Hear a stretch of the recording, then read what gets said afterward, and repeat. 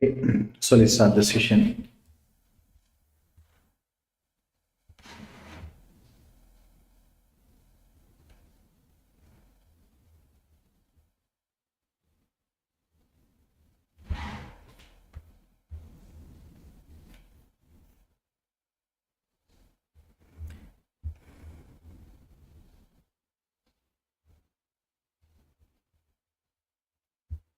Yesterday we discussed the syllabus structure and also the four sections which under new syllabus curriculum revision. So we'll start from the last one, that is called fraud. So fraud related area we'll discuss. Then because it's very straightforward, we'll finish that 15% and then we can start the other.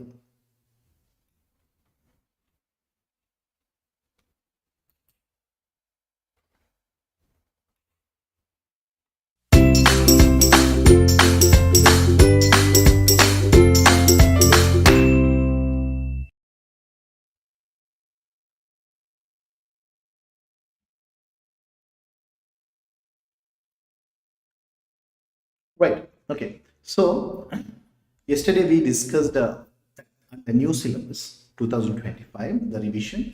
There are four sections which comes under part one. So CIA part one includes four main elements. The last elements is fraud risk, right? So that is, I can say, section four. Section four, it speaks about fraud risk. So today, let's discuss about this. Today and next week, we're going to discuss the fraud risk related area. And after that, we're going to discuss MCQ questions and different types of questions, right? I'll tell you today how MCQs are tested. What are the types of MCQ tested in your exams, because you all should know that it is not just multiple choice question, right? So if I take the exam type of questions, right, it is not just multiple choice question. There are types of MCQs, I can say objective test questions, right? So I'll discuss that now, then we'll move to the area called fraud risk. We can discuss that in detail.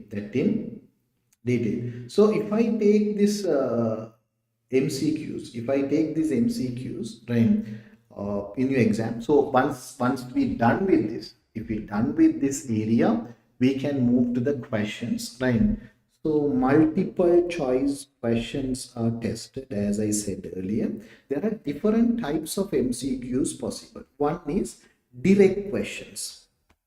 Direct questions. So direct questions means the definition or the meaning of certain terms expected. For example, purpose of internal audit, value for money, what is fraud. Those type of direct questions are tested. Right. So here it's a straightforward question. It's a straightforward questions. Very straightforward. So if you get this type of question, you feel a bit comfortable to handle these type of direct questions. There is second, write it down. There is second type of MCQ. There are second type of MCQ, that is negative questions. That is negative questions. This type of MCQ is also possible. This type of MCQ is also possible and testable in your exam. So that is negative phrase questions. Negative phrase question. So negative phrases questions like unless, not, except, those kind of things, right? The particular question is expected or tested in the negative way. Third type of MCQ that can be tested, questions with different variables or several variables. Questions with several variables. questions with several variables. That means multiple choice answers are available. Different variables are available. Right. Fourth type of question, questions, MCQ questions with graphical illustrations. Graphical illustrations. Right. That means graph or image type of things given in your MCQ questions. Right. So these are the four types of MCQ questions possible in your exam. Right. So once we done with this section 4, section 4 related entire MCQ question banks we can discuss. Right. Copy these type of questions. Copy these types of questions.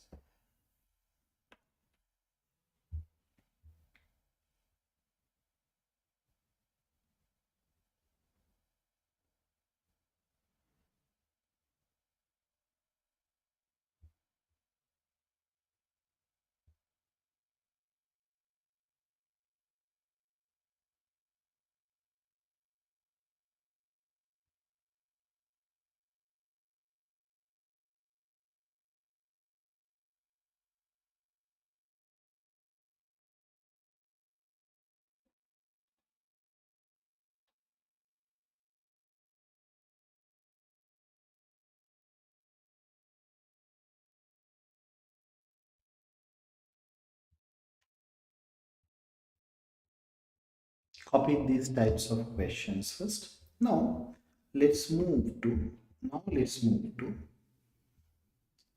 fraud risk. That is this last part, fraud related area in your section 4. For students, what is fraud? What is fraud? So simply, if I take the concept of fraud, it is illegal act. Fraud is an illegal act, right? Characterized by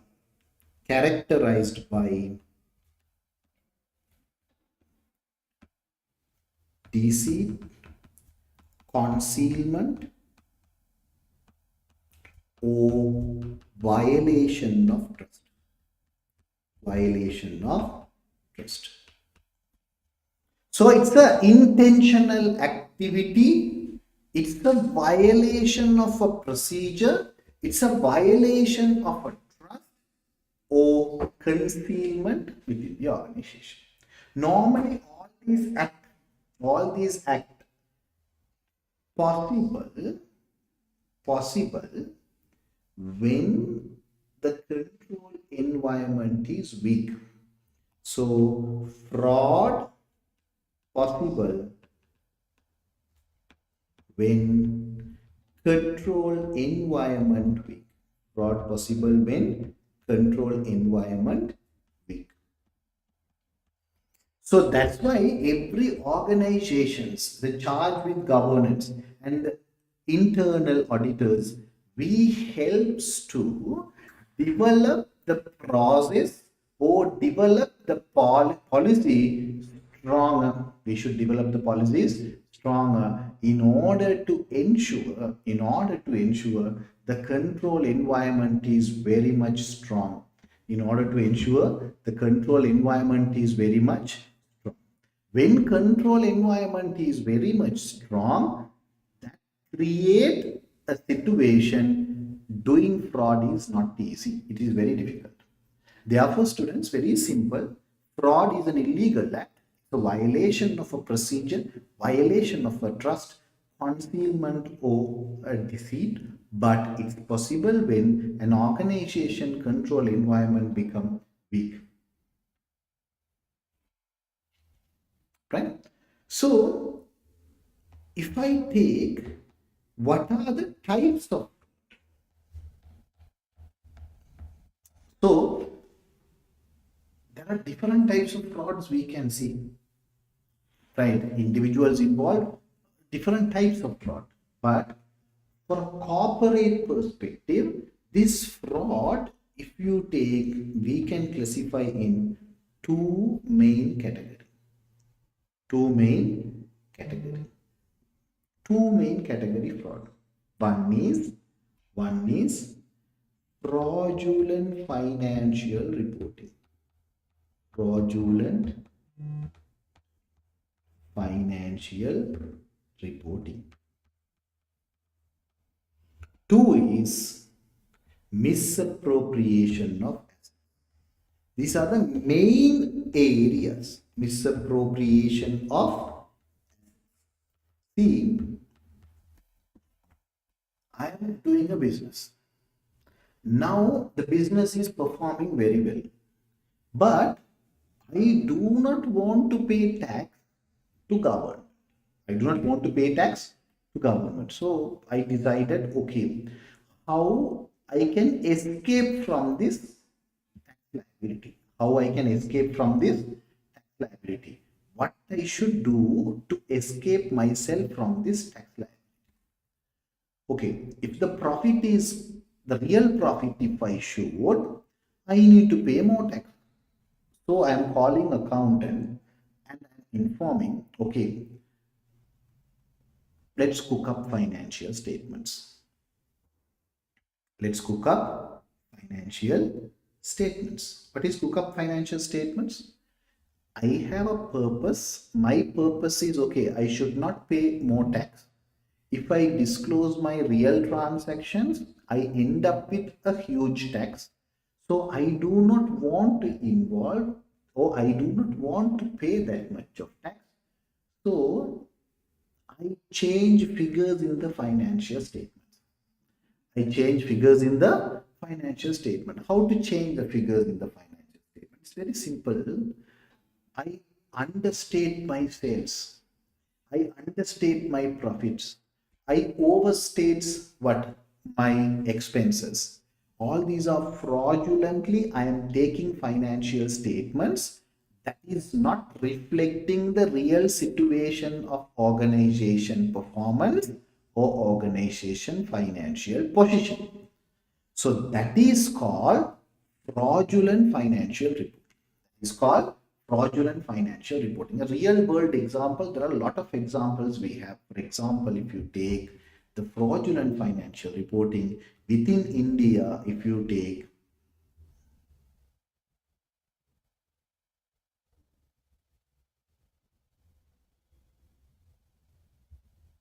Satyam Computers.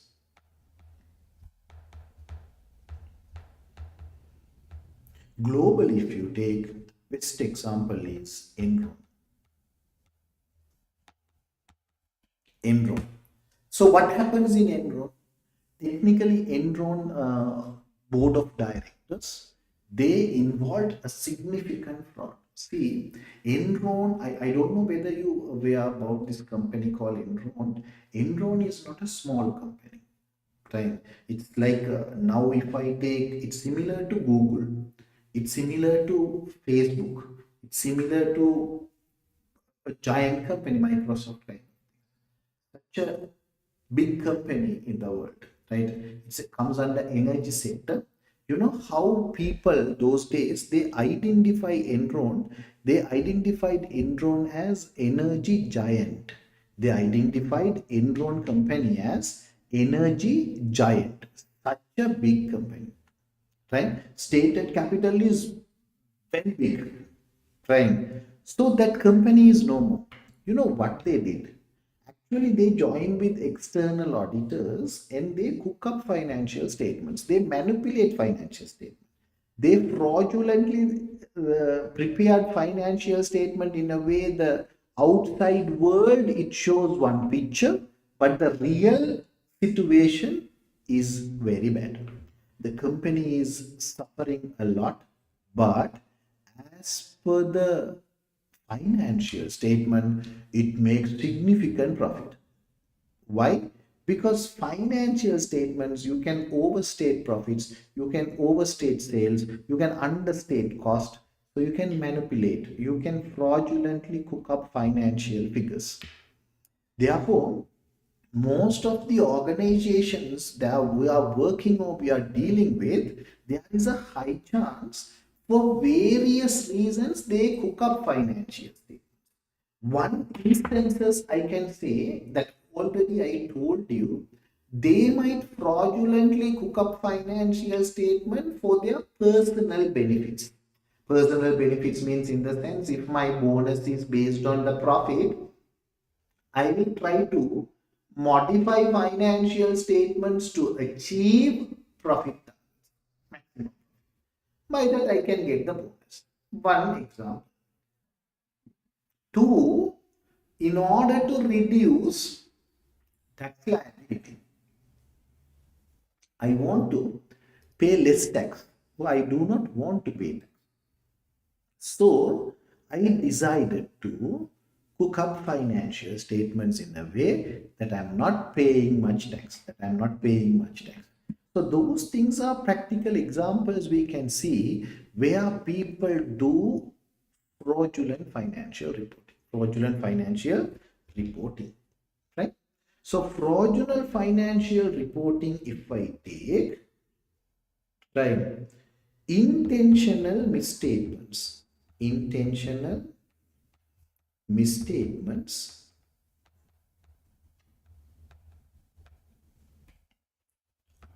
omissions, intentionally omitted of information, intentional misstatement or omission of information from financial statements. From where? Financial statements. It's an intentional activity. That's what I told. Enron, they know what we are doing is wrong. They know.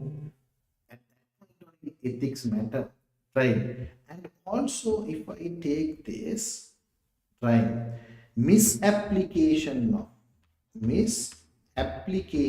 of accounting policies, this is we call fraudulent financial. Is that clear? Types of fraud. First one, fraudulent financial reporting means intentionally not complying with the standards or manipulating or modifying financial statement figures in order to meet your needs. That need is against the ethical dilemma. Is that clear? Understood? Fraudulent financial reporting. Copy this. Copy this. Copy this.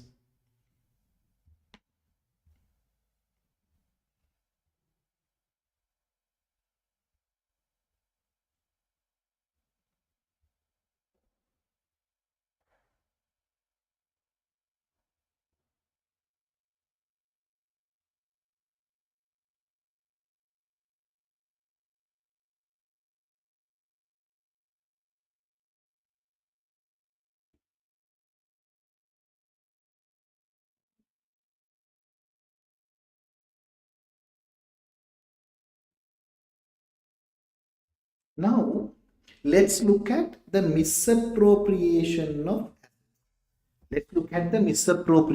asset. What is misappropriation of asset means? Normally, you can see in the practical world, misappropriation of asset means organizational resources. Organizational resources utilized for personal purpose. Politicians do this most of the time, right? So people's asset, people's money, right? The asset which is belongs to the public, right? If I am a politician, if I manipulate that, if I use that for my personal purpose, personal well-being, personal targets, that is we call misappropriation of asset. So misappropriation of asset means, simply I can say, it can be a theft. Theft is a misappropriation of asset.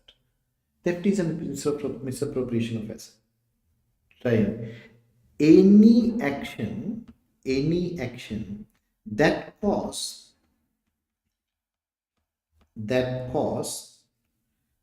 company to expend cash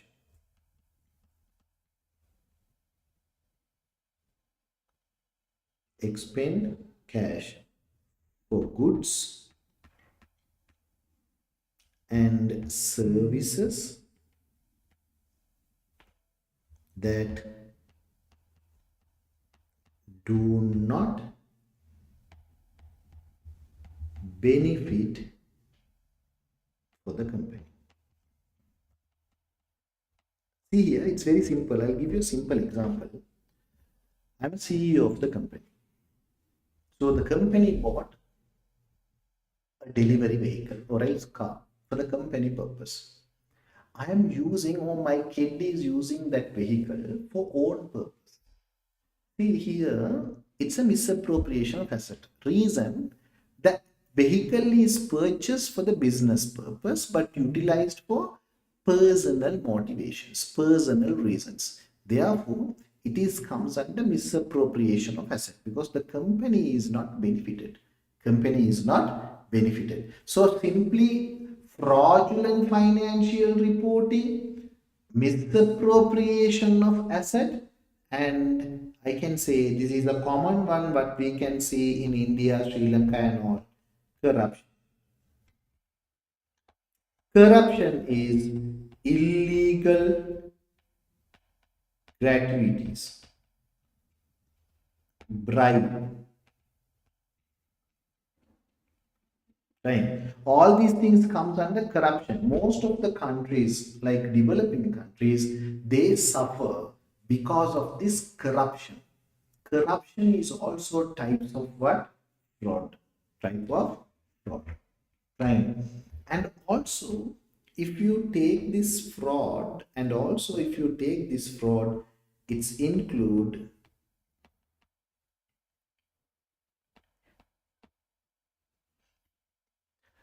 espionage. Right.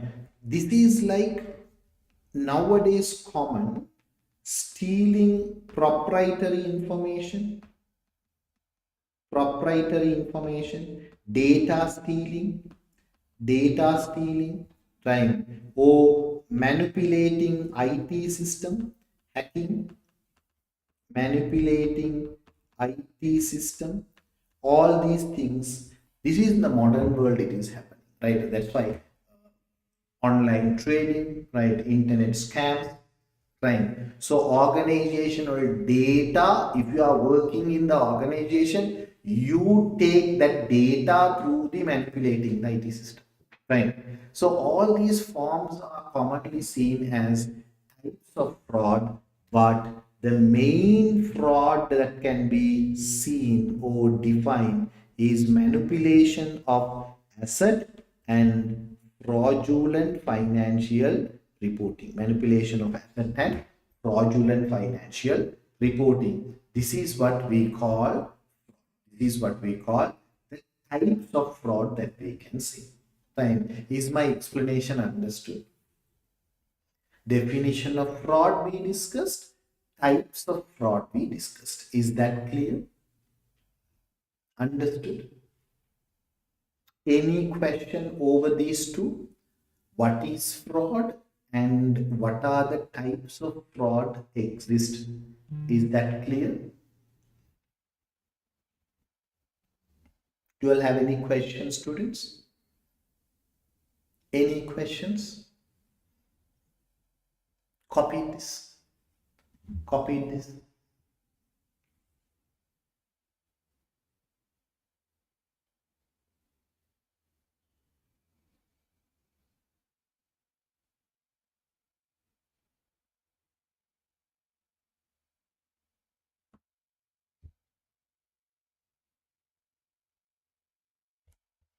Copy this.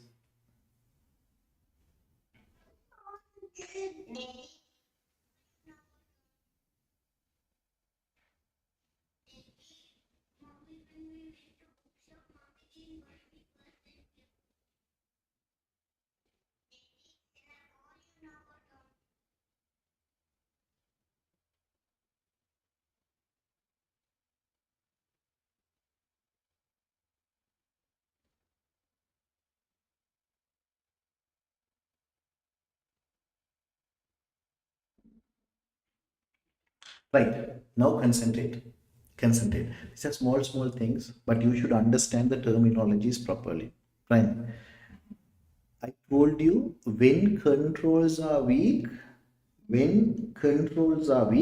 fraud is possible. Right. See here, misappropriation of asset means misuse of asset. Asset is purchased by an organization to meet certain purpose. That purpose is not satisfied and it is misused means misappropriation of asset. To do that, unethical behavior, one reason. That's why I told personal controls method. Personal controls method. Why we are studying ethics, that is our third area. Why we are studying ethics, third section. So ethics matter because it's bring the discipline and personal control. When personal control comes, I will not do misappropriation of asset. Personal controls, ethical behavior, organization controls, organization culture, everything are supporting to create an environment where people do not do fraud. People do not do fraud. Clear? Now students, let's look at the next part. Why fraud taken place within organization? Sometimes you might have a doubt, fraud is illegal, then why some board of directors, management, they do fraud? Because fraud can help organizations. Fraud benefit organization.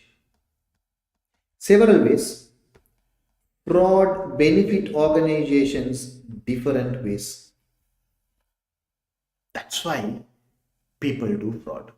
Personally also, organization wise also. Personally also, organization wise also. For example, let's take like this. I am running a business and I'm in a hospitality sector. I want to construct a hotel nearby a waterfall. Technically, it is polluting environment. So what I am doing is to get that particular contract or to get that particular approval, I am giving bribe. See, corruption came. I am using that particular resource inappropriately. Misappropriation of asset. What is misappropriation of asset?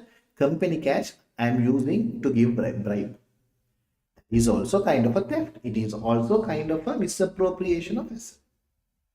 Fine. So why companies do fraud, involve fraud?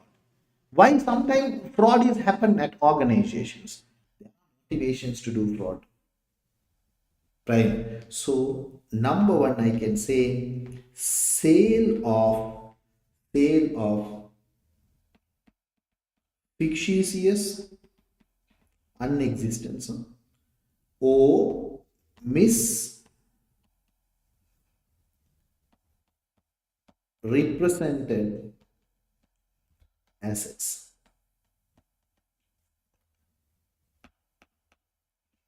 Misrepresented assets. We want to sell. Yes. Number two, improper payments. What is improper payments? India and Sri Lanka, we can see this very well. Very well. Very well we can see. Political donations. See, corporates support political parties. Big business people, they are always behind political parties. Fine. So donations to political parties.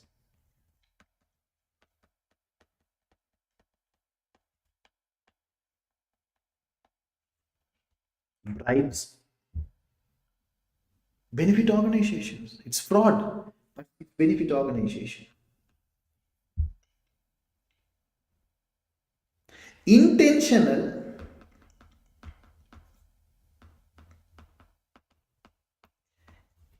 improper representation. Intentional improper representation or valuation. We do fraud. I purchase, again I'm telling another example. I purchase a property. So I should register that property under Department of Land Registry. Corporate, I'm purchasing a property, I'm undervaluing that property and rate registered. For that, I'm giving bribe. See where it's improper valuation, improper representation, doing fraud. Number four,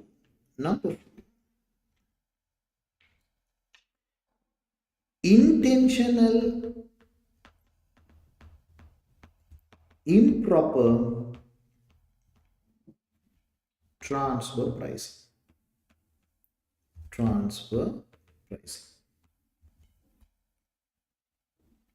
What is transfer pricing means? Between related organizations. Between related organizations. Right? You might study these things in consolidation, intercompany. Right? I'm a CEO. I formed another company, so I'm using my position CEO to get contract to my company. But technically, it is my binami company, which means it is not registered in my name, someone else's name. I'm creating a contract between that company and my company using my positional power called CEO, and contract is get signed and we worked, right? And that create an environment that company is not eligible to sell that type of values of assets, but goods or services. But still, because of my position, I got the contract, and do the company benefited, indirectly I am benefited. All these are related organization transactions. That's why most of the time IAS 24 standard, related party standard, clearly said if there is any related party transaction, sufficient disclosure is required. Sufficient disclosure is required. Fine. So I can take that as a separate one also. Improper related party. Improper related party transactions. Improper related party transactions. Fine. Number 6, as I told you, tax fraud. No one is ready to pay fraud, the tax. No one is ready to pay tax. It was happened like last time when I came to Bangalore, right, 3 months before. I bought a lot of things because comparatively India is cheap to buy things because it's a manufacturing country. Compared to Sri Lanka, yes, it's very cheap there, right? So I usually buy things when I come there for my home and all, right? So I bought a lot of things, right, last time.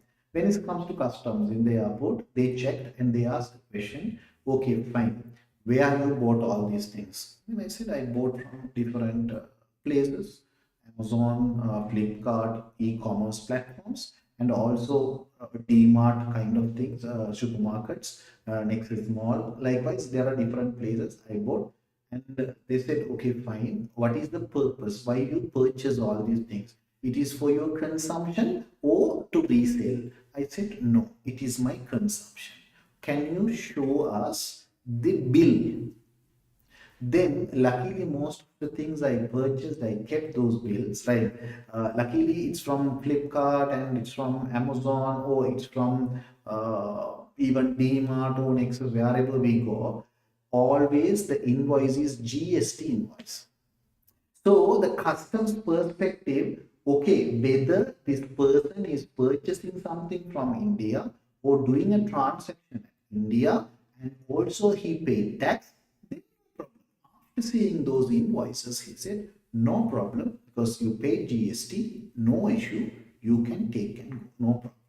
And then I asked, why you are investigating this? And they said, no, sir, there are people who to going to visit certain places and they purchase things at bulk, and they are not paying GST, but they are taking those goods to a cheaper price to their countries. So still cash economy is there, even though it's digital India, still people pay in cash and do transactions through Hawala, right? Especially from nearby countries. Then I said, okay, that's the reason. Fine, good. See, so the motivation of the businesses, okay, if I pay GST, the cost fee get increased. If I pay GST, the price get increased. So if I not pay GST, I can reduce the price. As a business, I'm thinking not to pay tax. By that, I'm trying to get some benefits. It is fraud. It is fraud. Therefore, wherever you go, if you go to a supermarket, if you go to a pharmacy, if you purchase something, get the GST bill. Organization should do that transaction. And most of the organizations, when they do cash transactions without GST, they can take that cash and they can benefit it. There are people like that. Even in Sri Lanka, when right, value added tax. India, it is GST, good services tax. So all these are businesses they want to avoid tax fraud. It is also fraud. It is also fraud. And see, prohibited business, prohibited business activities, prohibited business activities. Why organizations do fraud? To do prohibit business activity. What are the prohibit business activity? Something not comply with law, not comply with regulations. Right. Especially medical businesses. Right. What they do is, okay, in Sri Lanka, the health minister got arrested and he's in prison for about 20 years. Right. 20 years imprisonment was reason he got medicine. Sri Lanka, the medicine is free, like government hospitals available, free of charge, including medicine, including all the equipment related to surgery. Even cancer treatment is free, kidney transplant is free, right? You need to find the donor, but still the treatments, everything is free. So entire health system is free. So through government tender, this minister, what he did was he purchased not standard medicines. Those medicines are prohibited to use. So he established a company, Binami company, that you might know this word in India also. We use that word. I'm creating a company that is not in my name, someone else's name, right? So he created the business. Through that business, he import low quality medicines.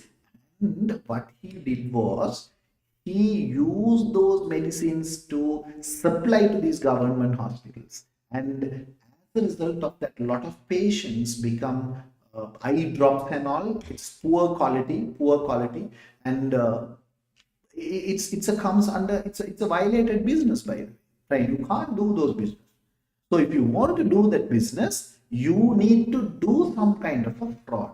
So fraud is why fraud happens at organizations, because organizations sometimes want to get benefits in an illegal way. Intentionally, they do fraud for the benefits that they are getting. For the benefits that they are getting. So why fraud exists? Not only the reason is control failure, there are benefits to organization. So to achieve those benefits, to achieve those targets, those who are developing internal controls, not developing sound controls, not developing effective controls, they create a control where they can do fraud, where they can do. So the fraud is benefit organization in these ways. That's why fraud is happening at all. Is my explanation understood? Copy this. Copy this.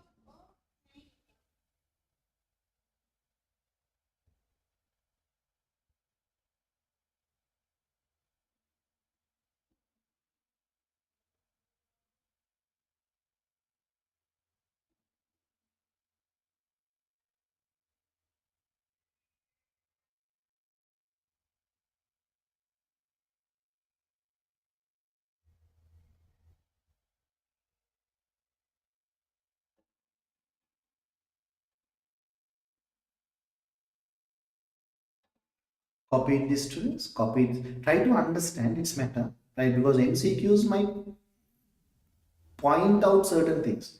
See, sometimes in MCQ, if they ask, okay, fraud benefit organization, yes or no? Answer is yes. Why? That's why fraud is happening. You got my point. So there are questions where strategically you have to think, right? Copy this point.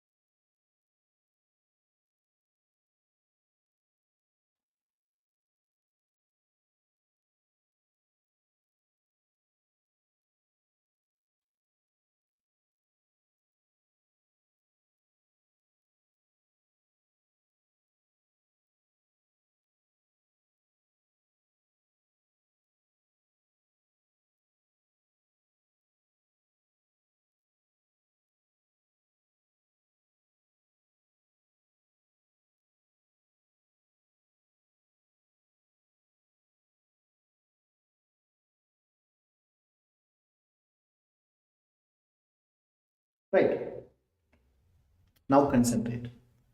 Fraud happens because organizations benefited because of that fraud. Right?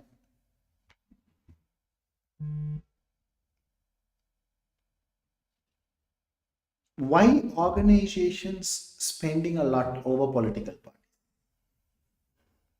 Why organizations support political parties? It's a very simple argument, right? Sri Lanka, India, look at all the big business organizations or big business people, big entrepreneurs. They always support political parties. Right? What is the relationship between Trump, US President, and Elon Musk? Is Elon Musk is a politician? No. Then what is the connection? Corporates deals with politics. The political parties are fueled by these corporates. Why corporates do that? Because corporates benefited out of it. Because corporates benefited. There are a lot of ways where corporate get benefited because of this fraud.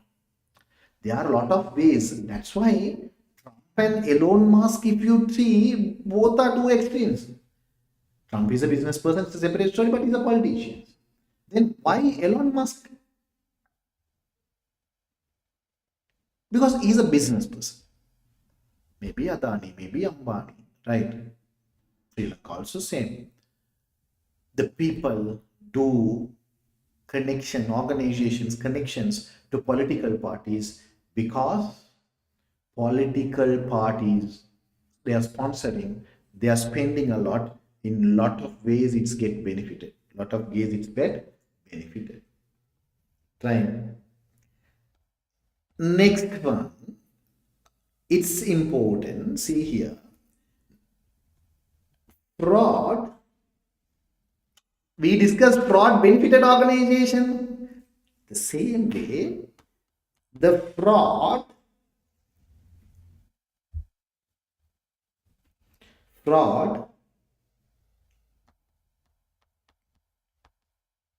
detrimental to the organization.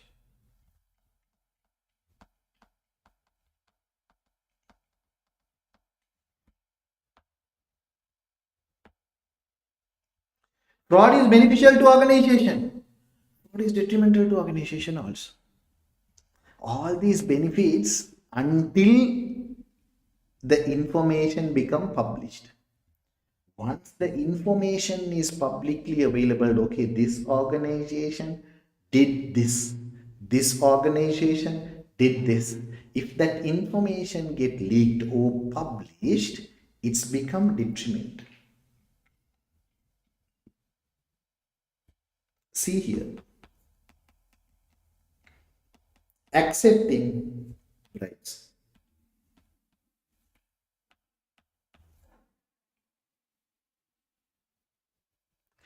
Diverting a profitable, diverting a profitable transaction, diverting a profitable transaction to outside, right? To outside. See, an organization, they involved in the fraud and it's detrimental to organization. For example, let's say CEO. I told you, I'm a CEO transferring. Yeah, Nikesh. Do you have any doubts?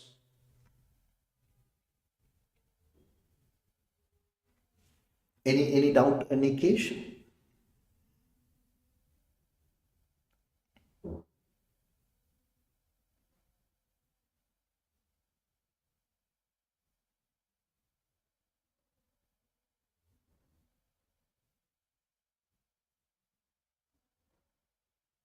Okay, can you type? Then I'll check.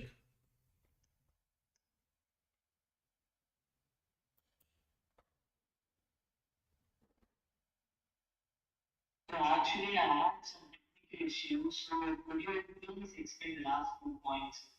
Oh, you mean like, okay, these two one, right? Tax fraud and the prohibited business activity, or this one?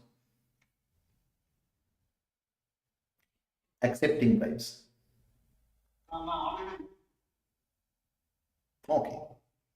See, already we discussed fraud is benefited to organization, that's why fraud happens. Fraud is detrimental to organization also. Fraud is not good for organization. The organization objective is what? Organization objective, different types of objective. One is profit maximization. Right. Organization exists for a purpose. That purpose get affected because of the fraud. It's called accepting bribes. Or diverting a profitable transaction to outside. I am a CEO. I am a CEO. I am dealing or I am creating an opportunity by accepting a bribe not beneficial to organization but someone else. This was happened in Sri Lanka. It was happened in Sri Lanka. Sri Lankan Central Bank, a bond scam. The central bank governor is a responsible person. Actually, he transferred that bond transaction to one of his neighbor for a lower price. By that, a significant loss to central bank. So there are people who commit fraud, who involve in fraud. They divert a profitable transaction to an outsider by accepting a bribe. They do. As a result of that, organization get affected. As a result of that, organization get affected. Third one, intentionally, intentionally concealing or misrepresenting data. Misrepresenting data, right? That affect organization. The data is not available at organization. Intentionally they conceal, they damage, by that organization get affected. Right. Number four, most of the organizations we can see this, invoices are submitted, invoices submitted, but services or goods not provided. Not provided. Organization detrimental. Is that clear? So, fraud is giving certain chances or benefit to organization. That's why people are doing it. Fraud is detrimental to organization also. Right. That's why when fraud happens in an organization for a long period, organization suffered a lot. Organization face significant problems. What are the problems? Reputational problem. Number one. What number two? Only reputational problem. Not profitable. Non-compliance, going concern. There are a lot of issues arise because of this. Copy this. Copy this. Copy this.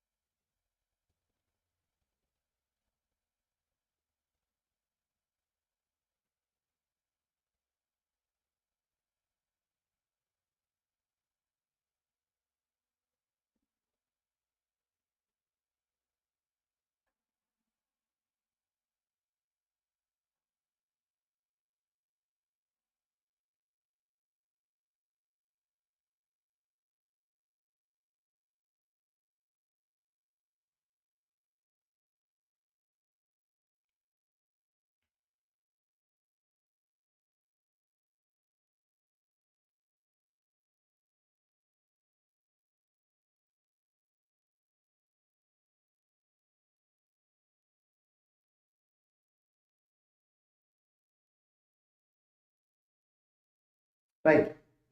Now, let's say a fraud happens. I hope you copied.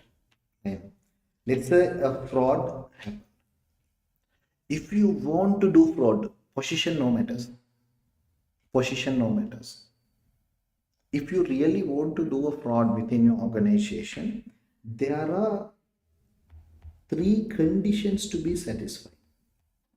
Conditions necessary for committing fraud. Condition necessary to committing fraud. If you want to do fraud, there are certain conditions to be satisfied. Without these conditions, you can't do fraud. You can't do fraud. Number one is motivation. Number one is motivation. What is motivation? Person must be motivated. Person must be motivated to commit fraud. To commit. So that person must be motivated to commit fraud. How the motivation created? How this motivation created? See, it's like this. My wife is admitted to hospital. My salary is not enough. Medical expenses are very high. Social support is less. Organizational culture is also like not strong enough to protect from fraud. Others also doing small fraud where I can see. Even top people in the organization also committed with some kind of fraud as far as my knowledge. See, all these factors are motivating me to do the fraud. So without this motivation, you can't do fraud. Right? It's very much important culture. So as internal auditors, it's our duty to create a culture which says fraud, no. Fraud, never. Fraud, not possible. Right? If you speak to a person who is vegetarian, right, asking whether you consume or whether you take meat, never, no. Same concept should be applied to organization. So first thing is we should break the casualty of the motivation. So first, motivation matters when it comes to fraud. Number two, opportunity. Number two, opportunity. After motivation, person must have opportunity. Person must have the opportunity to commit fraud. Person must have opportunity to commit fraud. That is second one. I have a motivation, interest, lot of opportunities. Senior management also doing fraud. It's an opportunity for me. Controls are not strong. It's an opportunity for me. CCTV is not working. It's an opportunity for me. Passwords visible for everyone. It's an opportunity for me. Authorization or access is not restricted. It's an opportunity for me to do fraud.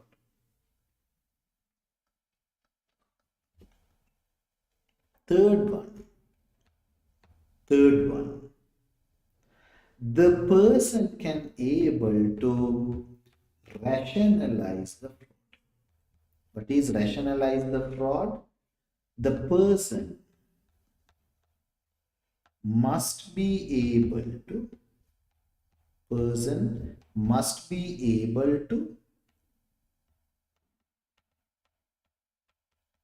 rationalize the fraud.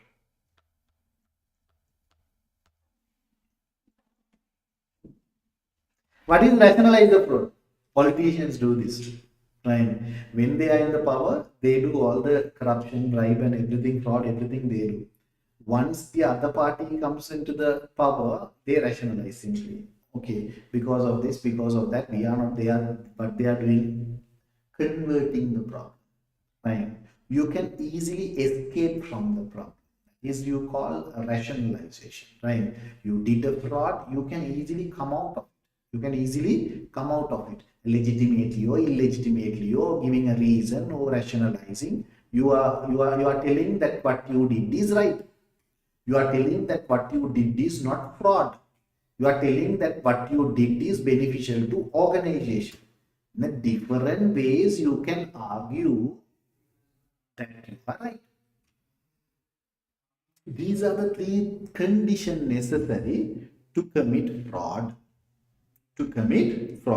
This is we call fraud triangle.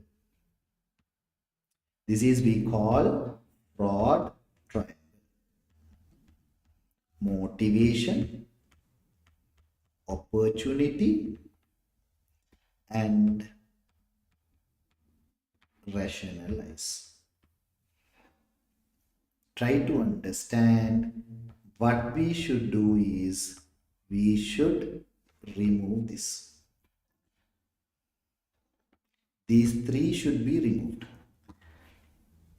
So if I am an internal auditor, it's my duty to eliminate the motivation. How? Culture. Opportunity should be removed. How? Internal controls. Rationalize. How? You can't breach the policies. When policies are strong, there is no way to rationalize. So students, this is we call fraud triangle.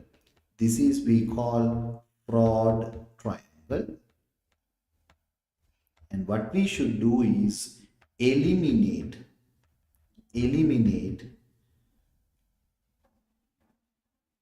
three elements.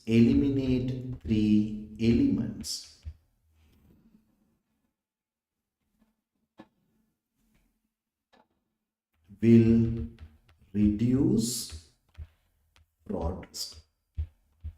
Will reduce what? Fraud risk. Understood. What I explained, understood. So if fraud is happening, this fraud triangle matter. These conditions matter.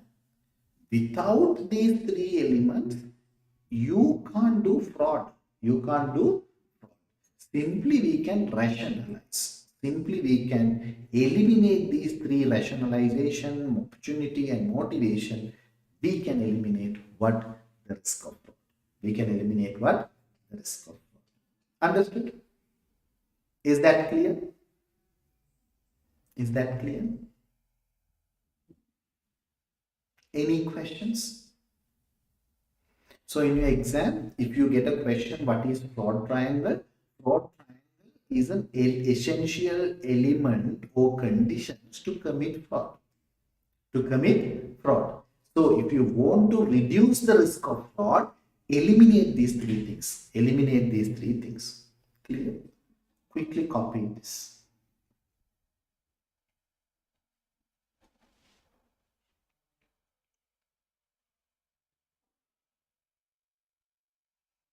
Now I am going to discuss this fraud triangle little detailed. Right? I am going to discuss this fraud triangle little detailed. So subheading fraud triangle. Fraud triangle. Number one, motivation. Number one, motivation. In the fraud triangle, number one is motivation. Right? Factors that motivate motivate person to commit.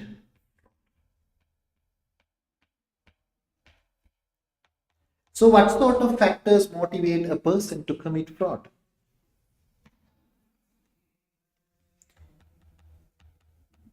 Internal pressure from top management. Internal pressure from top management. Internal pressure from top management to meet expectations. To meet expectations. Fine. Or not meeting expectations will result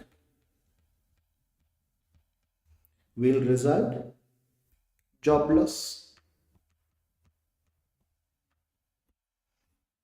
Right. I can say revenue targets.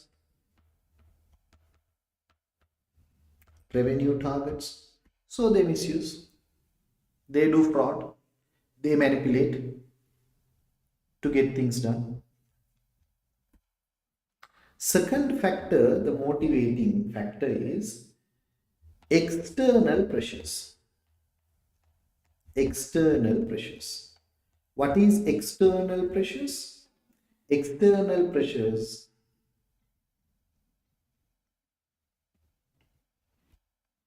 such as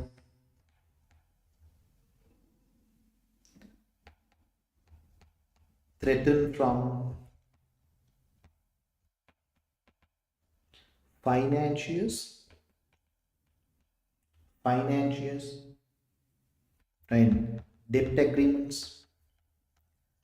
So the bank said, oh, finance company said, okay, this much of profit is required, then only this much of revenue you should generate. Debt agreement conditions. If you are not meeting those conditions, external pressure is there. External pressure is there. For that, you cook financial statements. Internal pressure, external pressures, and also this is, we all have pressure to play a personal lifestyle.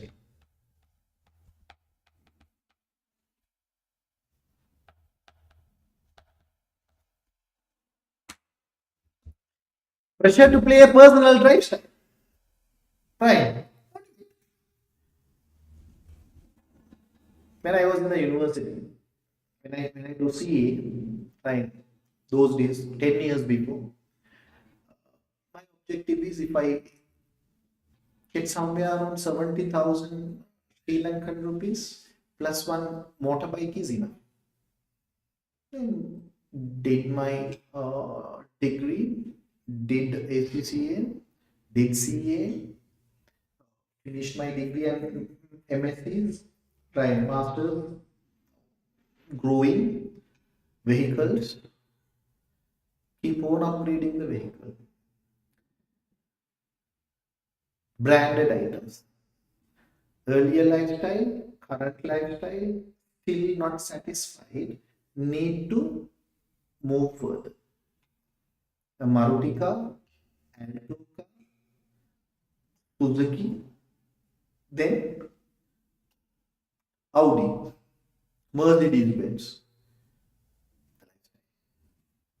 So the pressure to play the personal lifestyle motivate people to do fraud.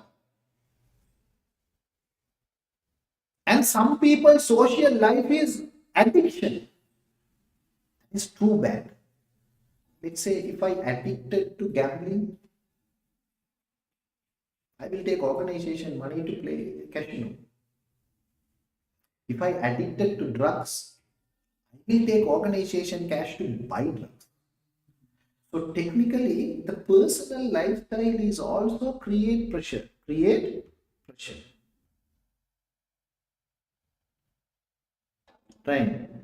Pressure, pressure to maximize, pressure to maximize performance based, performance based bonuses. That is also there, right? Performance based bonuses. See, profit increased, my bonus increased.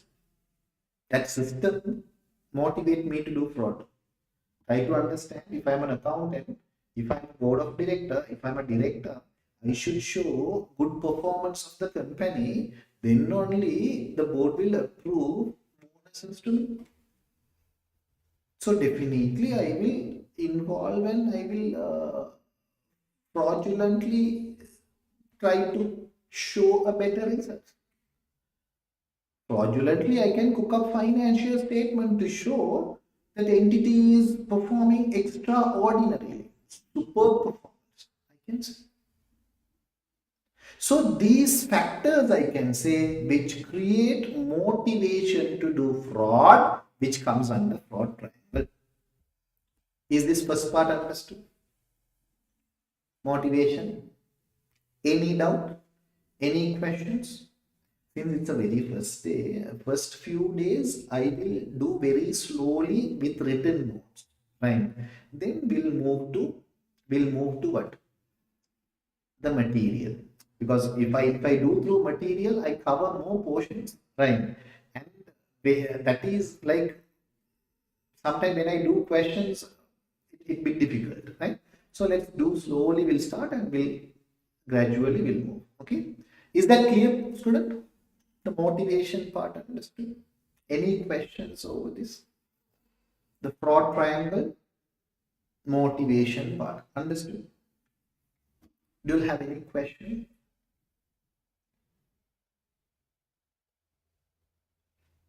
Right. Now, time is 6:45. Let's take a small break. I'll start at 7 o'clock. I'll start at 7 o'clock. Right. The balance part of fraud triangle and some other fraud related things we can discuss. Okay, take a break.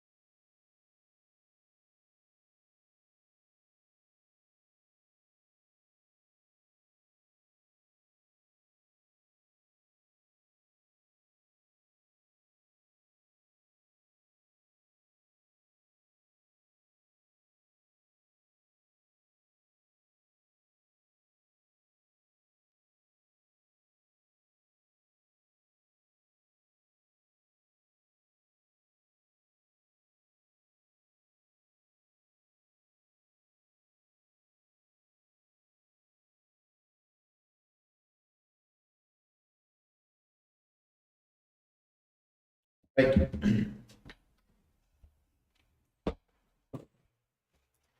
Right. Okay.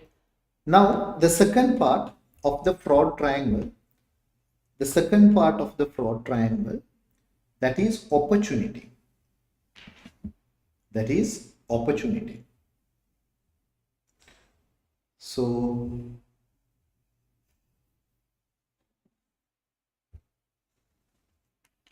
number two.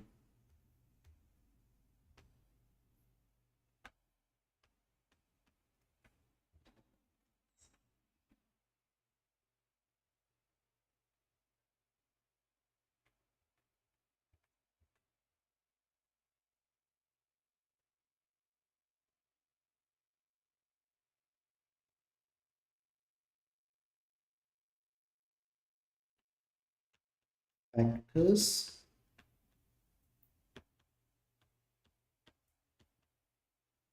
that create opportunity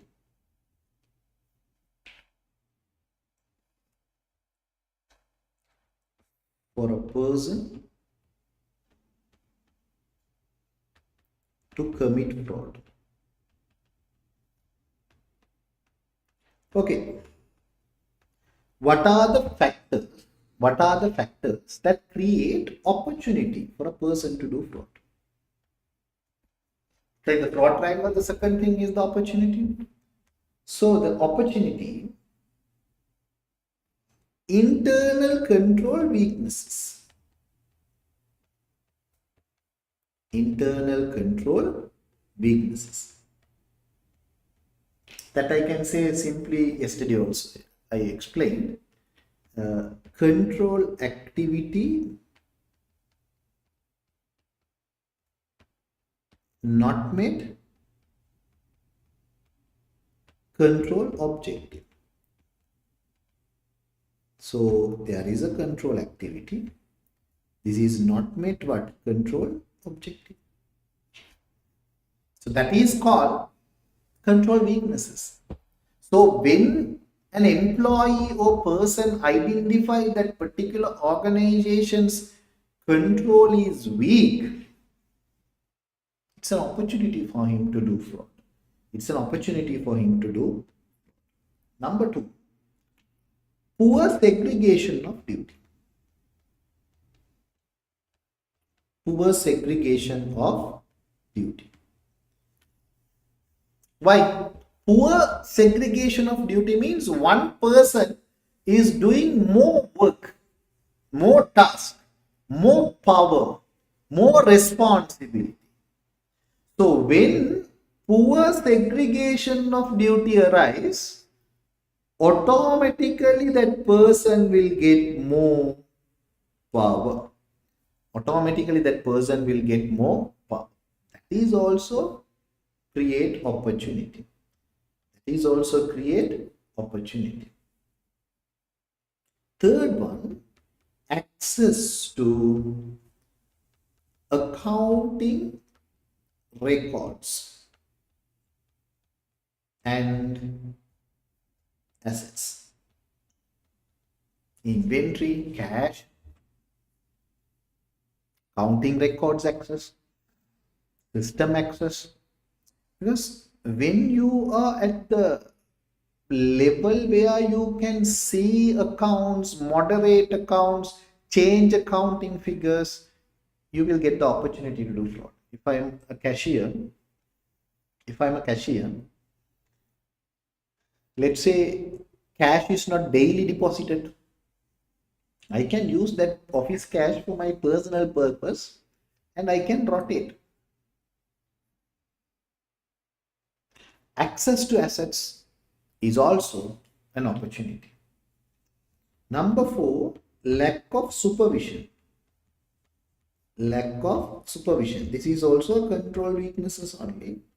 So lack of supervision is also create what opportunity to commit crime and unethical practice. Unethical tone of the talk. What is mean by unethical tone of the top? The people who are at a higher level.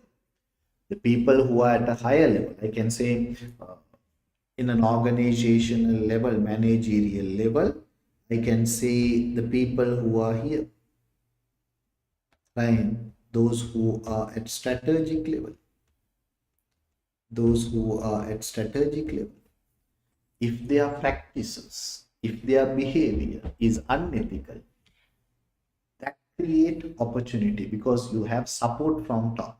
You have support from top and you can do fraud. You can do fraud. That is opportunity. Number 6, poor leadership. Poor leadership.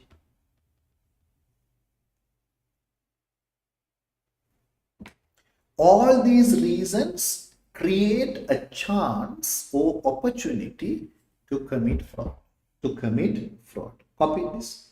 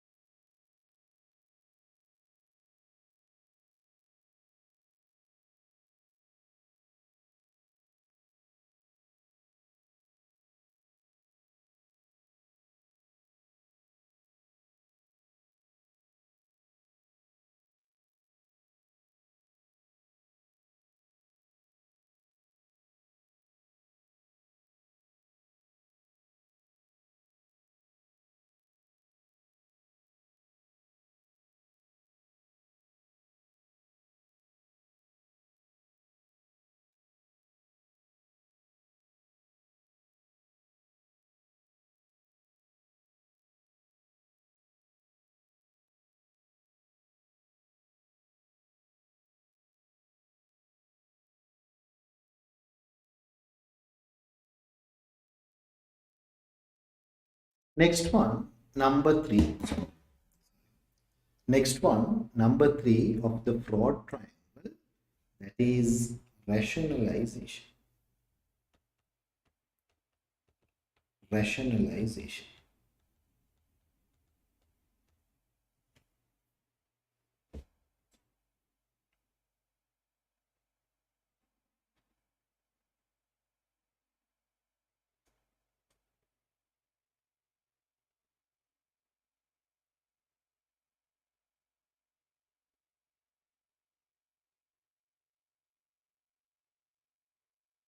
Fine. See here, most individuals consider themselves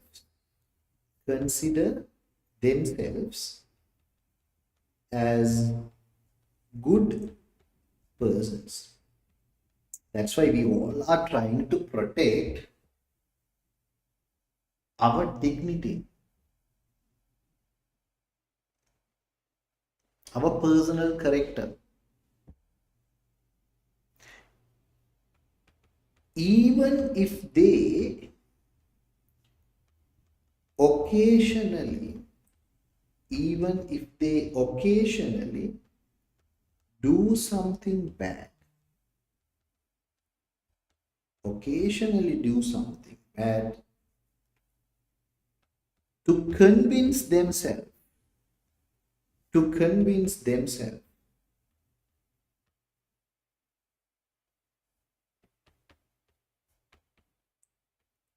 they are still good persons. So they rationalize everything.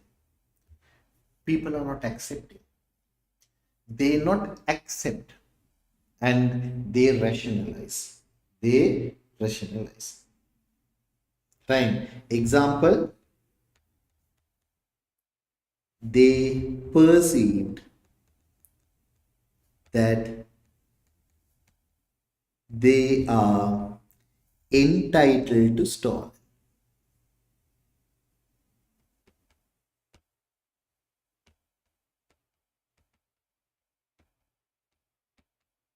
They are entitled to stall.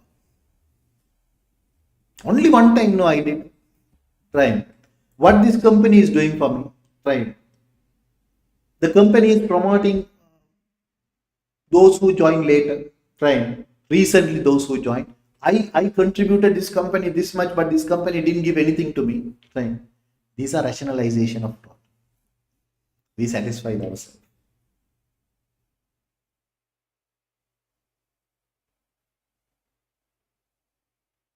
right? Copy this. These three are we call fraud triangle.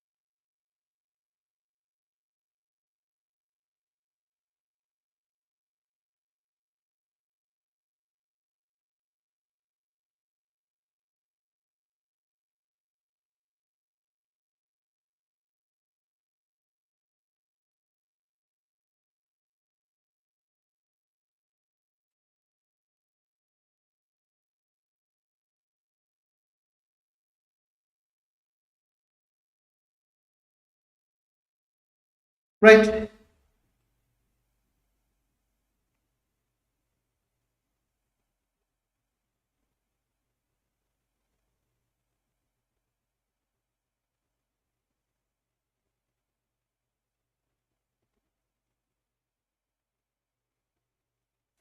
Fine.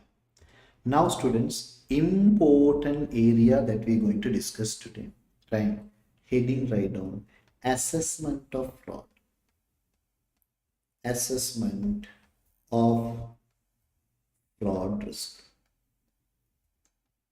Assessment of fraud risk.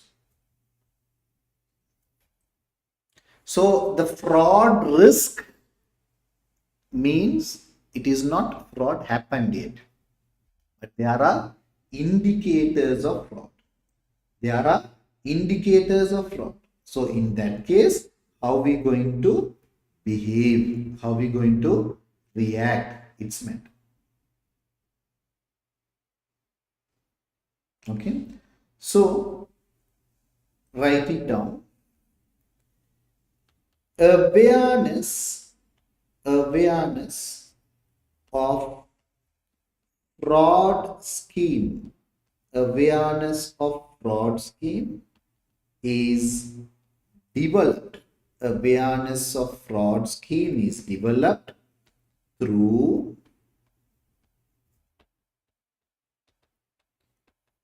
periodic assessment.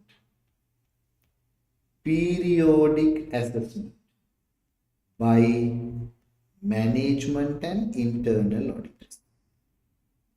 By management and internal auditors. So management and internal auditors together, periodic assessment is required over organization, then we can create an awareness of fraud.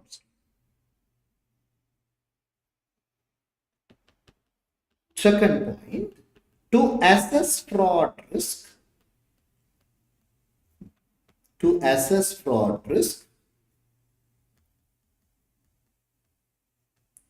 internal auditors, should use organizations enterprise risk management model. Enterprise risk management.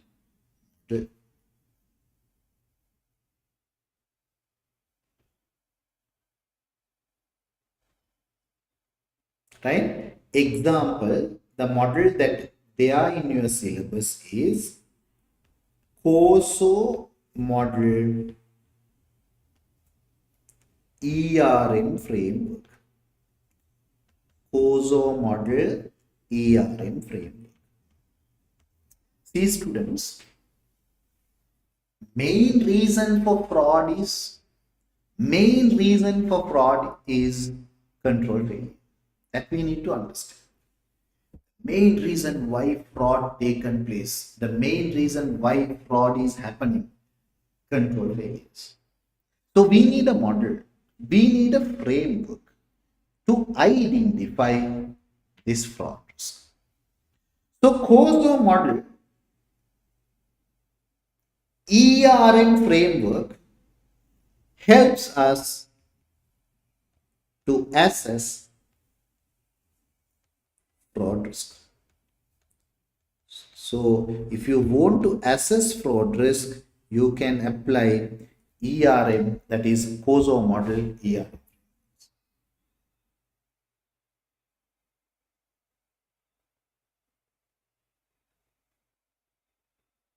This particular COSO model, if you take, this particular COSO model include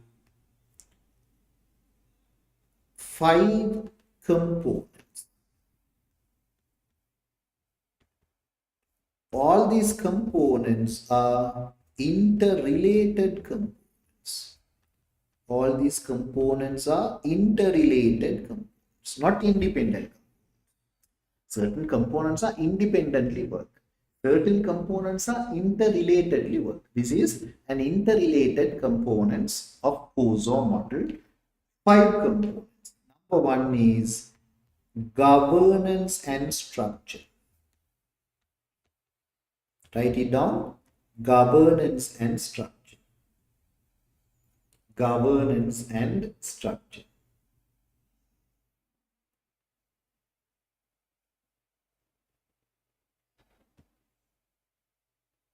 Number 2, strategy and objective setting. Strategy and objective setting. Number 3, performance.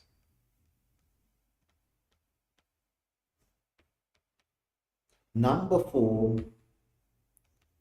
review and revision. Number 5, information, communication and reporting.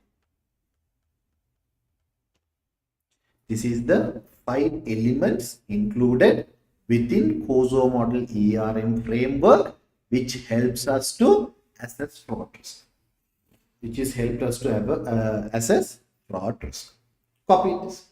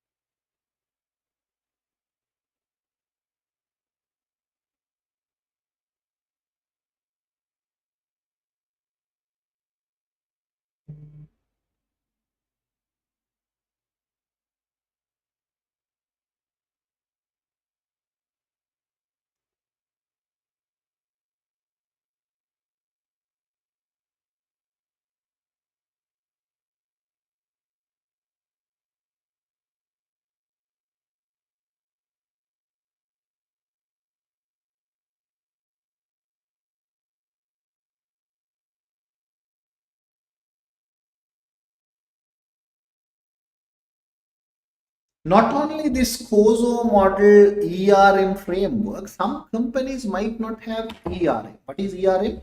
Enterprise risk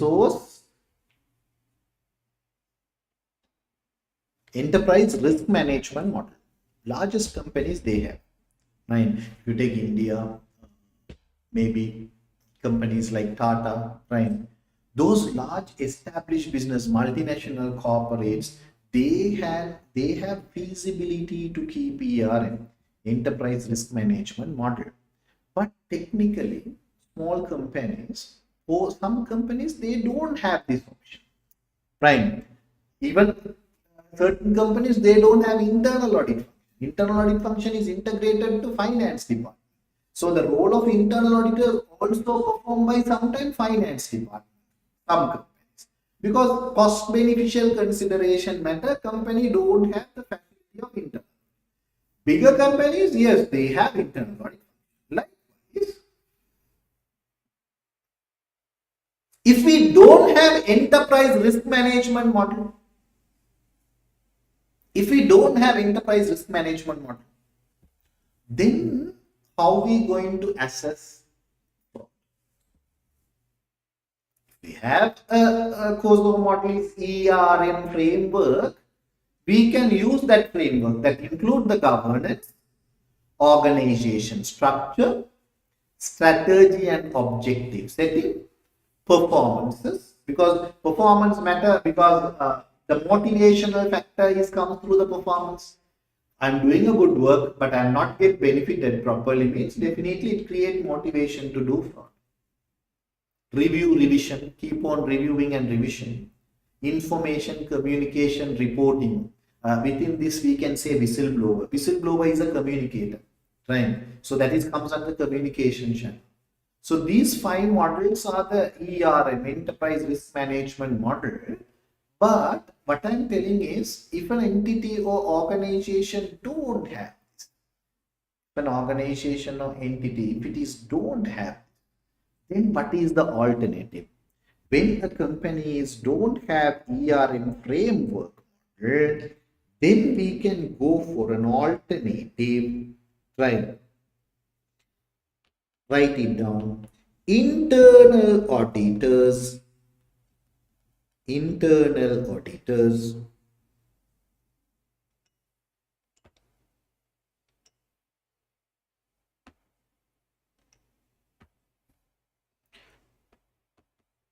also can use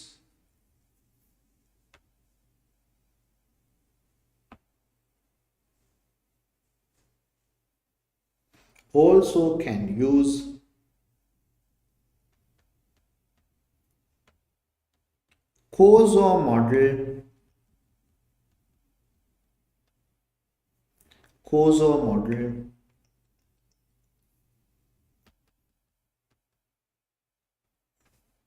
internal control. See here, this is also COSO model, but this is not the risk. This is what? COSO model, internal control.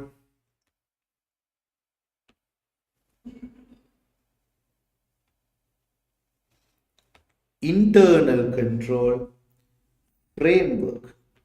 Internal control framework to assess fraud risk. To assess. So when we have that enterprise risk management model, we can apply that. If I don't have, internal auditors also can use what? COSO model, internal control framework. So COSO model, internal control framework have another 5 elements that I can discuss in detail. Number one is control environment. Control environment. What is mean by control environment? What is mean by control environment? Senior management,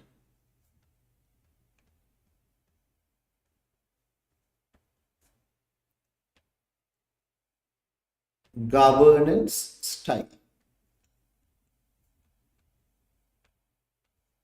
structure.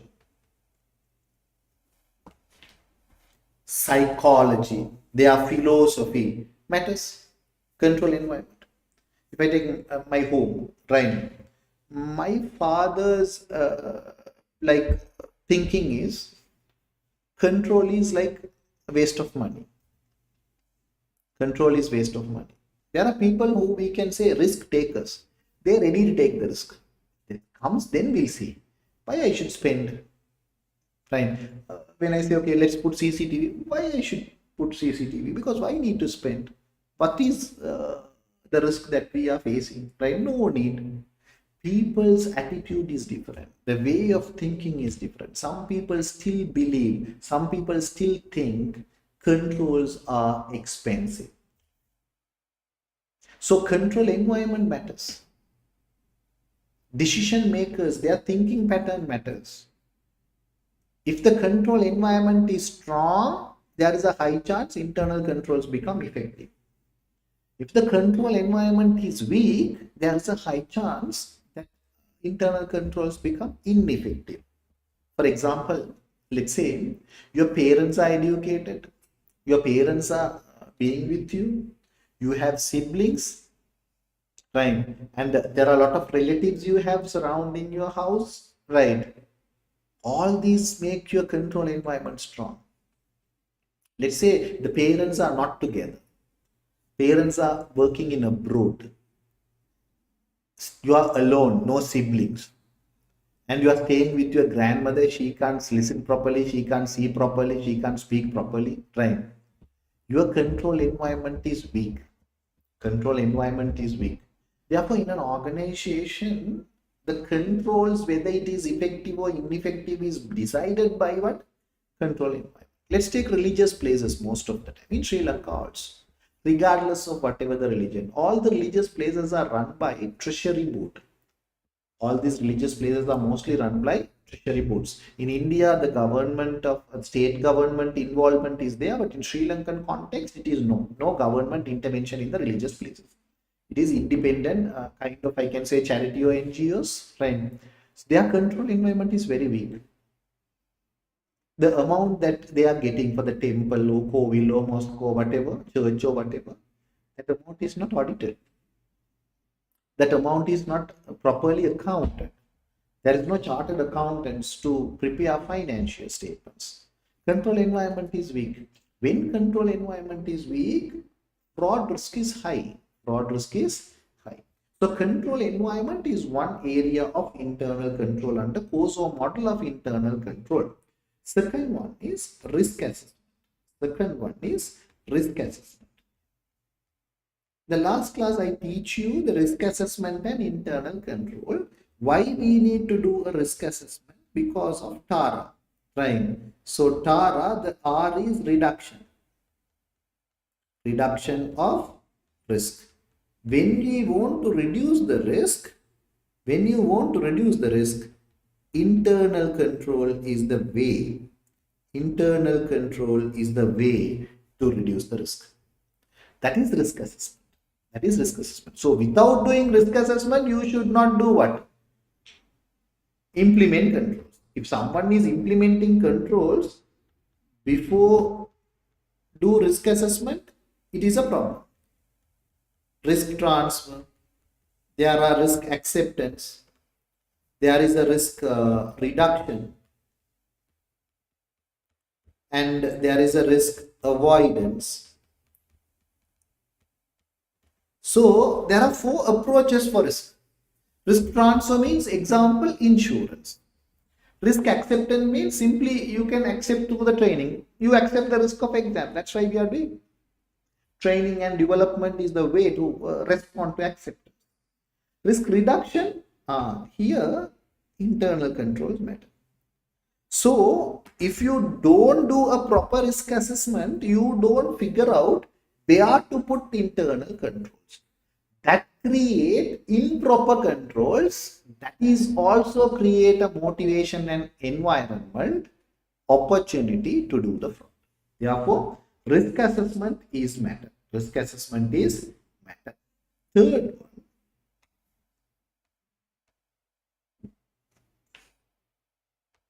control activities. Control activities. See, control activities, I use the word spam. I use the word spam. First copy these two. First copy these two. I hope you understood, right? We discussed DRM, COSO model, enterprise risk model, right? If that is not there, yes, your internal auditor can focus on COSO model internal control. That has certain elements. Number one, we discussed the control environment. Number two is risk assessment. Copy this. Then I'll go to control activities.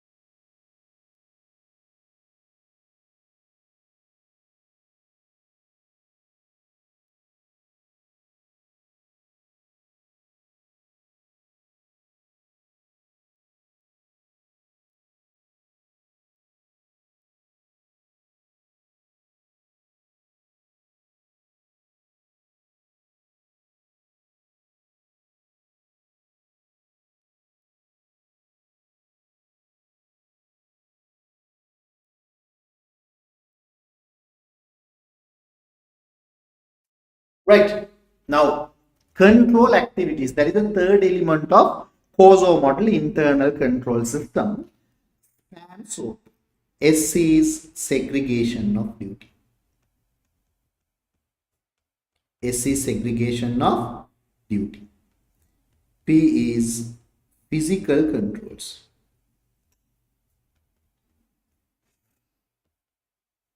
Physical controls means I can say CCTV, lock, safe, door, all those things are called physical controls. Third one, accounting controls.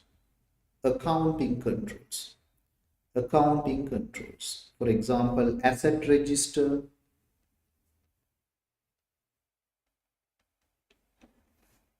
management controls. Management controls. Performance review. Performance review. Supervision. That is, organization control.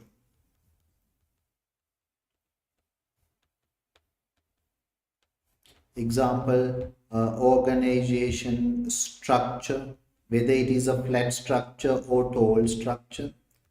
Authorization, that is also you know. Personal control, education, ethics, training.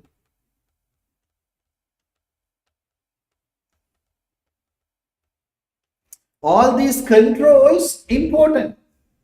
Horizontal internal control elements. Next one, that is control activity.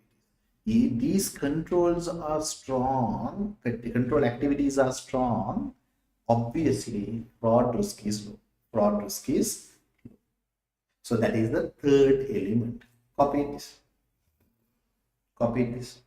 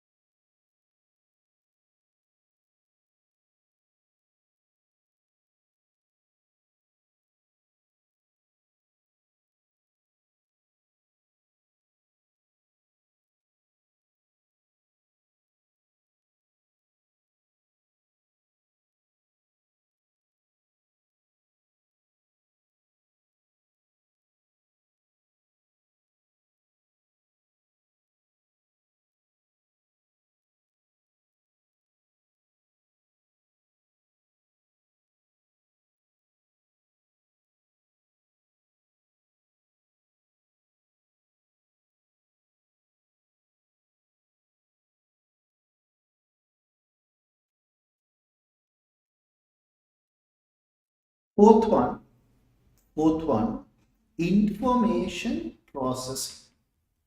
Fourth one, information processing and communication. Information processing and communication. What is information processing and communication? See, when there is a fraud indication happens at an organization, or when there is a fraud happen within the organization, when there is a fraud indication happen within the organization or fraud happened in the organization, try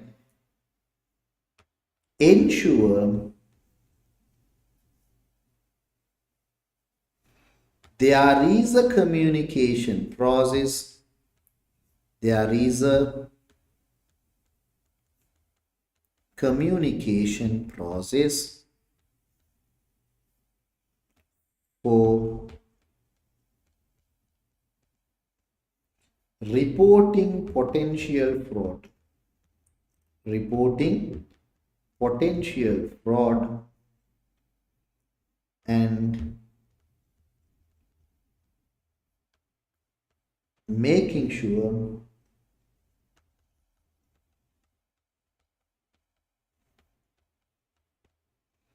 investigation and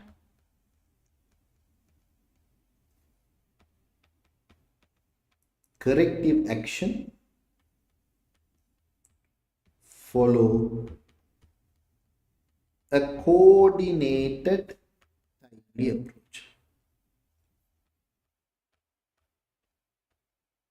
Coordinated timely approach. If there isn't, for example, simply I'll tell you, informal way is whistleblowers. Right. So simple, a whistleblower is comes under information processing and the communication. When there is an indication of fraud, he blow the whistle. When there is an indication of fraud, he blow the whistle. But that is informal. Formally, organization should have a mechanism, a procedure, a structure to communicate potential fraud and make sure the investigation and corrective actions are followed in a timely basis. Copy this. That is also part of COSO model internal. That is also part of COSO model internal. When we don't have an ERN model, enterprise resource risk model, we can go for this COSO model internal.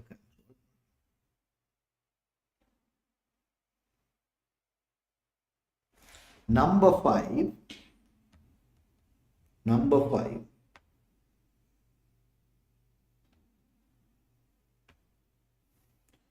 Number five. Monitoring activities. Monitoring activities. See, whatever we said, whatever happens, but still students, is very much important to ensure there is an ongoing monitoring process. There is an ongoing monitoring process. When there is an ongoing monitoring process, fraud risk is less. Fraud risk is right. Evaluation of, write it down, evaluation of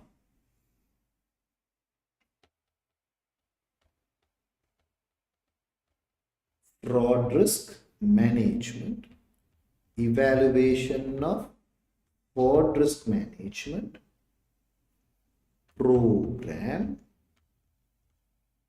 and communicate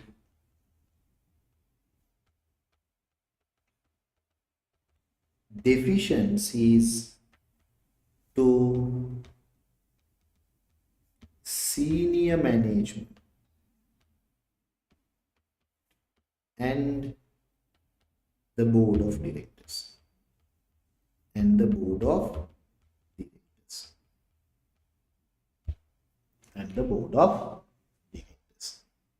So COSO model internal control is one way to assess fraud. COSO model enterprise risk model is also one way to assess fraud. Is also one way to assess. Copy this.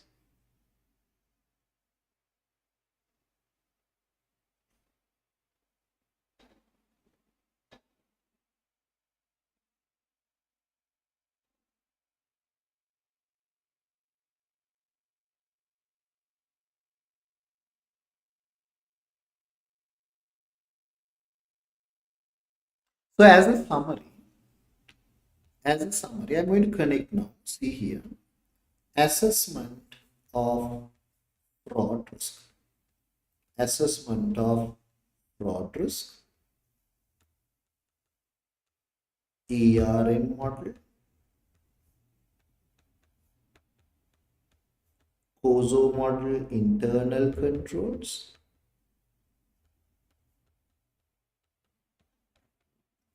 these are called frameworks.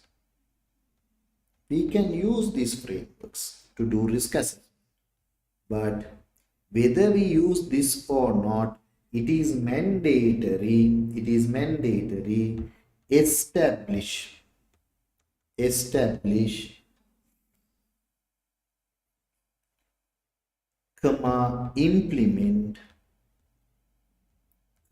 implement Number one, anti-fraud program. Anti-fraud program. Number two, risk control activities. Risk control activities. Whether you follow these frameworks or not, as internal auditor, make sure that you establish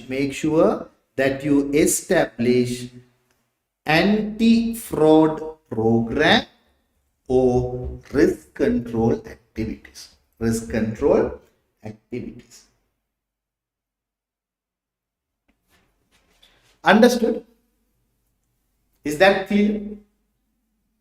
Under risk assessment, the framework we discussed, and also we clearly mentioned if you may followed the framework or not, but make sure that you implemented anti-fraud program and the risk control activities. So far what I teach you, understood? Understood? I didn't rush, I went very slowly, right? So far what we discussed, understood? Do you have any question over the matters that we discussed now? Right. Copy this, then I'll move to the characteristics of these parts, right? Copy this.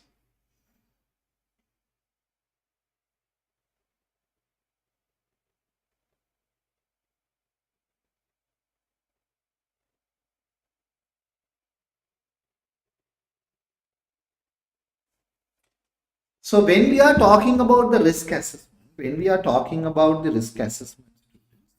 write it down. Characteristics of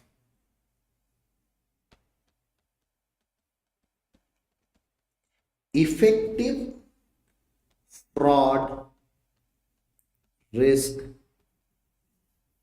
assessment. Characteristics of effective fraud risk assessment. What are the characteristics of effective fraud risk assessment? Number one, it is performed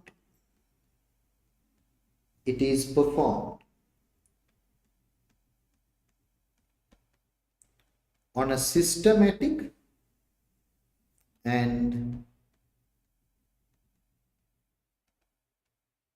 recurring basis, because most of the risk assessment process or policies or procedures implemented within the organization, that is not taken continuously, constantly.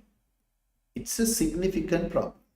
So once it is prepared, performed on a systematic and recurrent basis. Number two, consider possible fraud schemes, and scenarios. Right. What are the possible fraud scheme scenarios? We discussed internal factors or internal pressures. There are external pressures.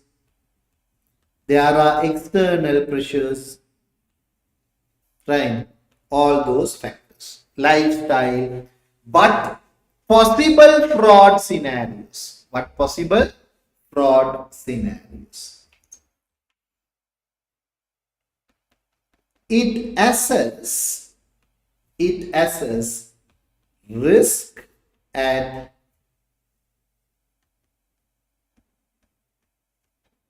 company-wide or significant business unit.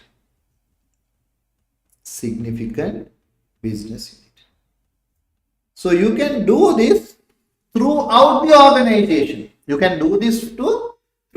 the organization, or else at business unit, business unit.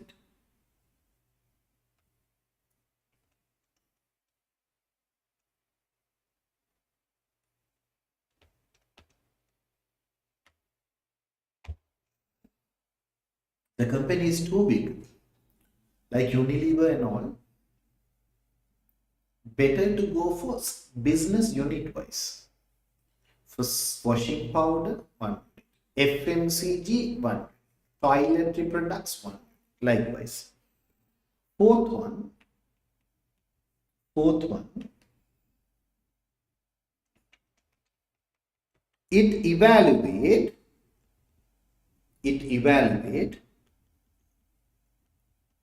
likelihood, impact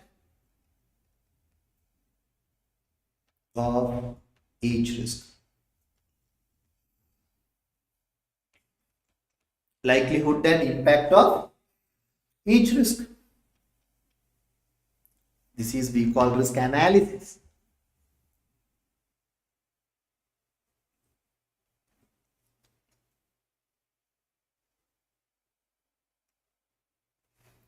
Identify mitigating controls. Identify mitigating controls. Because risk reduced by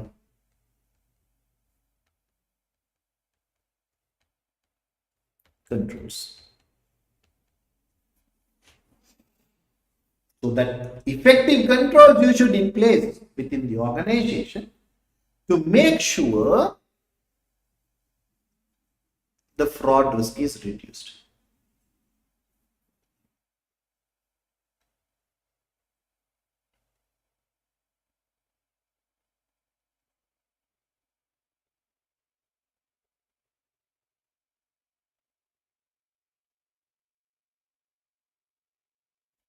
Done. So this is a good characteristics that we can see under fraud risk assessment. So you can use the framework. You can develop an anti-fraud scheme or control, but that particular assessment process should have these characteristics. Then we can say the particular company have effective fraud risk assessment process. Effective fraud risk assessment process. Is that part clear? Is this understood?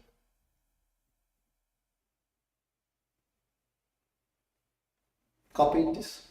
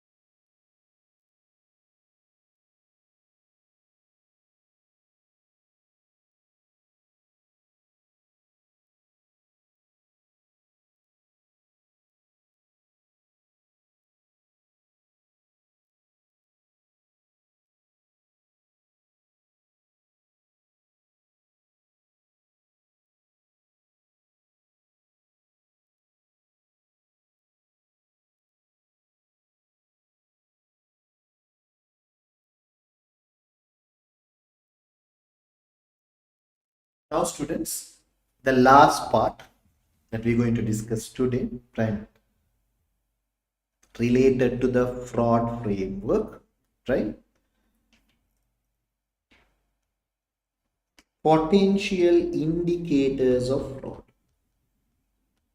Heading right down. Potential indicators of fraud. How we can identify there is a fraud risk?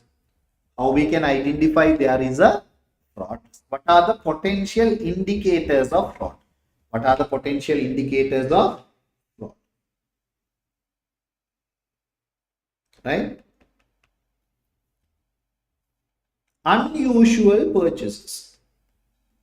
Unusual purchases not consistent, not consistent with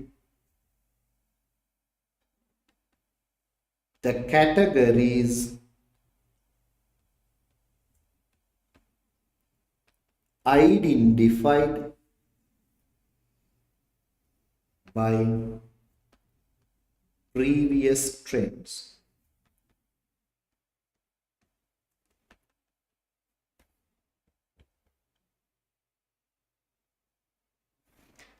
Turnover, staff turnover among purchasing department,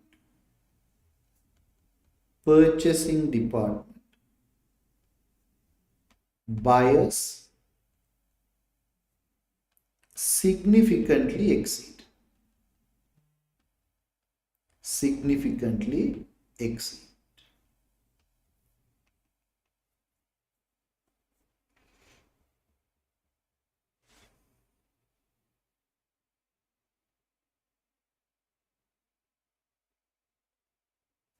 Unaccounted purchase order numbers. Unaccounted purchase order numbers means, students, I can say like emergency procurement, right? Unapproval procurement, right? You intentionally want to create an environment where the document is not available. Omission, right?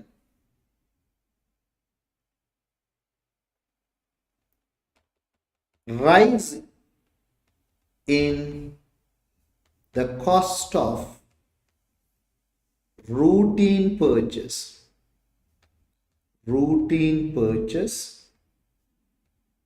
that exceed inflation rate. Thus, I can say commissions. This indicate that you are purchasing from outside for a higher price in order to get a personal benefit called commission. All these are indicators of fraud. All these are indicators of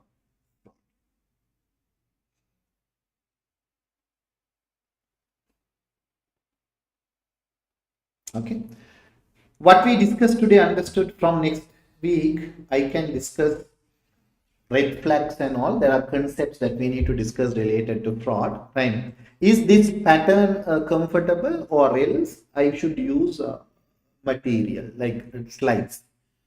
But what you prefer? Is this okay for you, or else I go for a slide? If I go for a slide, I cover more portions, right? uh, are you okay with this or that, or immediately I can shift to that? What is your recommendation?